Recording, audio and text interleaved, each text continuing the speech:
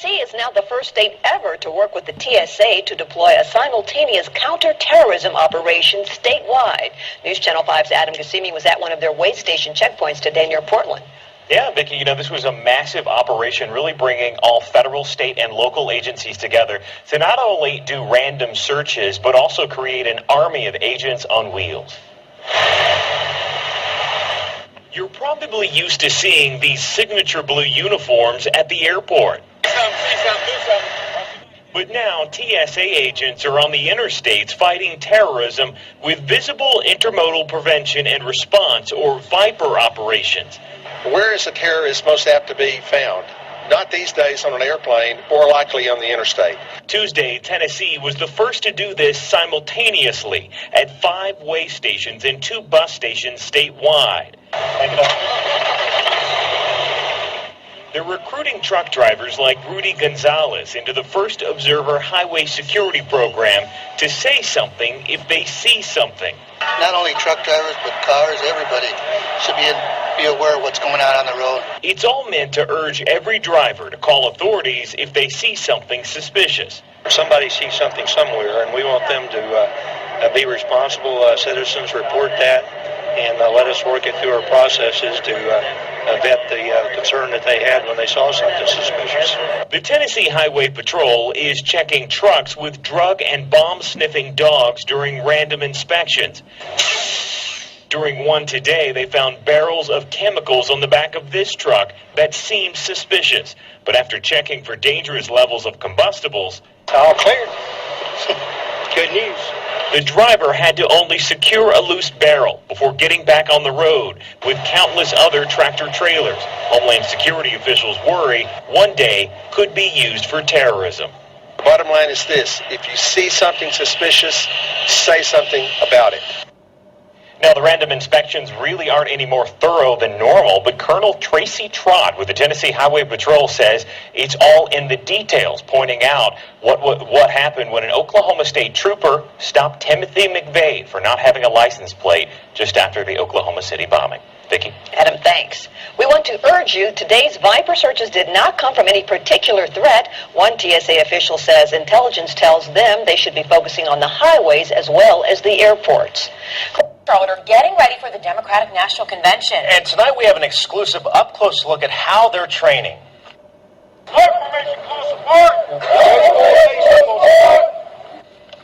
When Eyewitness News reporter Mark Becker found out about this training, he asked for permission to be there with a camera.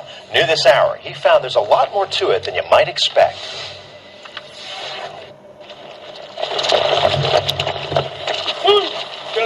Fill in the gap. This is how police are preparing for the worst. Move back. Almost every one of Charlotte Mecklenburg's 1,700 officers, from brass right on down to patrol, are going through 3 days of intensive riot training in case the worst does happen during the Democratic National Convention. Squad 2! And police allowed us an exclusive look at how they're doing it. It's a very controlled, very measured response with a lot of practice. Deputy Chief Harold Medlock is overseeing the training that also includes hundreds of officers from nearby police and sheriff's departments. You don't move until he says move. Right here. Step out. You step out 2 or 3 paces.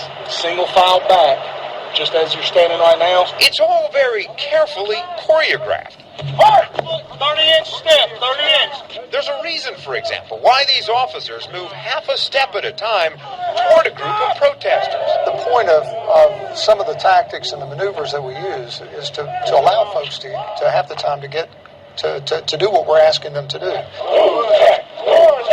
And that chanting, well, that's part of the plan, too. We want them to hear us as we move, conduct our movements and do the things that we need to do. So you'll hear a lot of verbalization from our officers in these situations. And one of the things you hear is move back. Chief Medlock pointed out that this is not all new to Charlotte. Several hundred officers have already been trained in riot control and have been called in to handle trouble in Uptown twice in the last 5 years. But the DNC will be much bigger, and having to train almost every officer has meant taking them away from their regular patrols. We are structured so that we have officers that can backfill in the divisions, in the units, that send officers out to have the training. Our citizens should see no change in service delivery. And then there's the cost of putting all those officers in full riot gear. Police tell us they expect that the federal government will pick up the bill for that equipment. It's all part of preparing for what will be the biggest and perhaps most dangerous event the city has ever hosted. This is something that CMPD takes very, very seriously. Wedge formation, close the door! We're going to do everything that we can to make sure that it is a safe and secure event. Hello everyone, welcome to Global Government News. Today is Friday, October 21st, 2011, and I'm Darko. My website is ggnonline.com. That's www.ggnonline.com. Also on YouTube is ddarko2012. That's my channel, ddarko2012. Okay, I hope you enjoyed these videos, everyone. I'm going to finish up here. First up, we have Napolitano, DHS, authorizing illegal aliens to work in the United States. And this representative from Iowa went in there and basically said, according to the information, some individuals who are given relief will obtain work authorization, so people with no right in the country will be allowed to work here. Is that correct?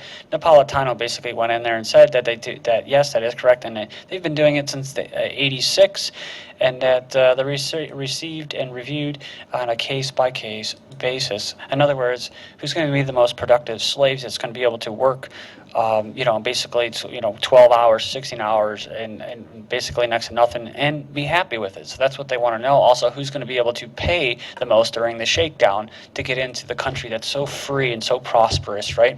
So it's here are TSA checkpoints now on Tennessee highways.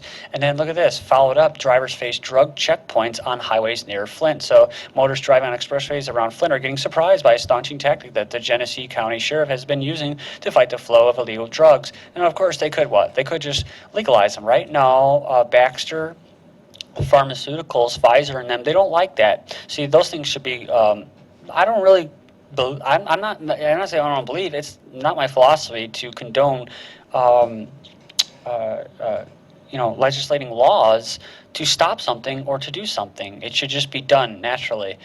And so I don't think that you should make Pfizer and chemical drugs illegal. I just think that you shouldn't make these illegal. These, most of them are natural drugs, right? So you had Vicente Fox, the former president of Mexico, saying what? Just legalize the drugs, United States, and it'll just make everybody's life a whole lot happier or better. And it will, right? Because then you won't have the whole war on drugs. You won't have the whole militarized police state and the federal government being like freaking strike force, And now you have this stuff, right? Warning, Sheriff's Narcotics Checkpoint 1 mile ahead. So now, and of course you have the little Star of David there. And so these people are enforcing these laws. And, it's I don't know how it makes you feel, but it doesn't make me feel very well.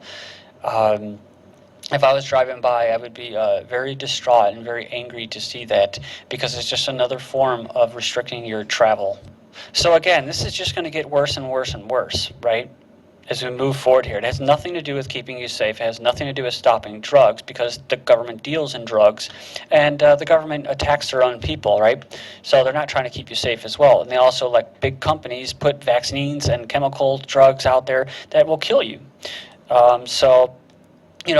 don't have, like I said, they don't have a good track record with that stuff, and it's just another case to, of course, and statism. You can't have your cake and eat it too. You're going to either have these invasive fascist pricks invading your privacy, invading your life, or you're not.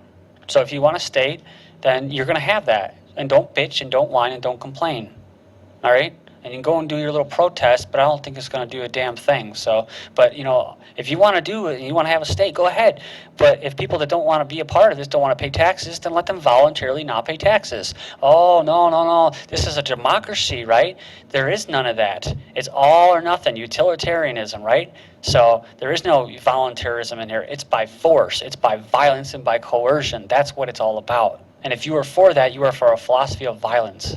Union president testifies that ICE headquarters ordered agents not to arrest illegals, including fugitives. That Fox's infrared hotspot camera proves whatever. Doesn't really matter. It's just here they're showing in military-industrial complex and spying technology and selling it to the public in their little distraction of sports. I don't have anything against sports. I'm just saying that a lot of times it can be a distraction, especially when you're rah, like it's like you have something to do with it. Radar that can see through solid walls, so that's what they're promoting. I covered that before. France and Britain boost Europe's image in Libya, so saying how now the EU is powerful and everything. Look at this, EU launches its first satellite navigation system. Is basically they're economically going down in flames. FBI ramps up next generation ID and rolling it out. Cybercommand chief opposes UN net control. Police spies unit crossed the line, says a report.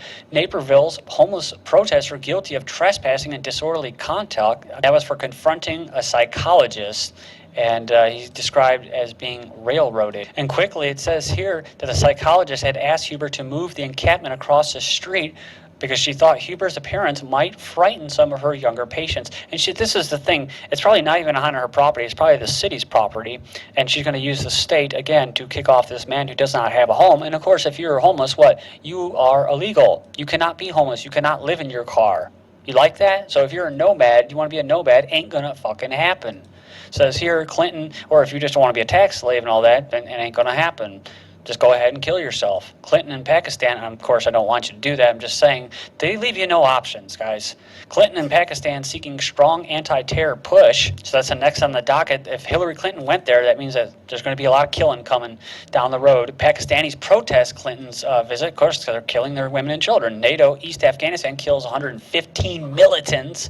U.S. blast kills 10 Afghan civilians. And then look at this, what is the Haqui network? It's affiliated with LCI and nurtured by the CIA. How cute. The Taliban was a construct of the CIA and was armed by the CIA, and of course Brzezinski headed it up. Obama, U.S. troops will exit Iraq this year, but mercenaries will still be there. Turkey sends 10,000 troops to the Iraq border. U.S. forces massing on Afghan-Pakistan borders. U.S. officials peddle false info on Iranian assassination plot. And then the CFR, look at this, the effort to isolate Iran. They're trying to find ways to start World War III, and 44 more killed in Somalia. God bless.